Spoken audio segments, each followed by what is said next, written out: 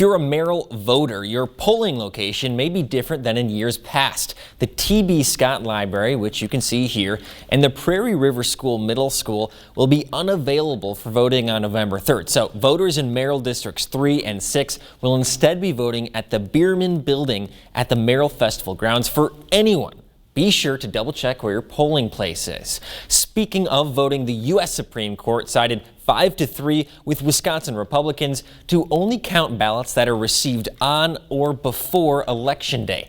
Democrats argued that challenges posed by the coronavirus pandemic made it necessary to extend that deadline to later, like Pennsylvania has done. However, Republicans argued that changing the rules would violate precedents set by the court.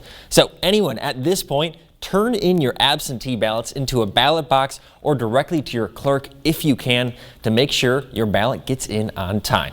Wisconsin's DHS chief medical officer called today a nightmare scenario. The state smashed its previous record for single-day COVID cases. 5,262 cases were reported, plus 64 deaths.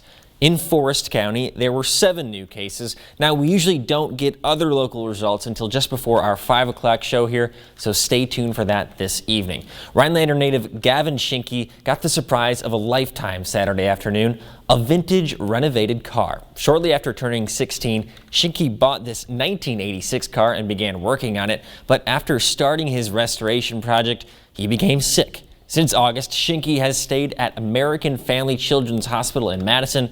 Shortly after Schinke was hospitalized, the Northwoods Car Club decided to pursue his restoration project for him.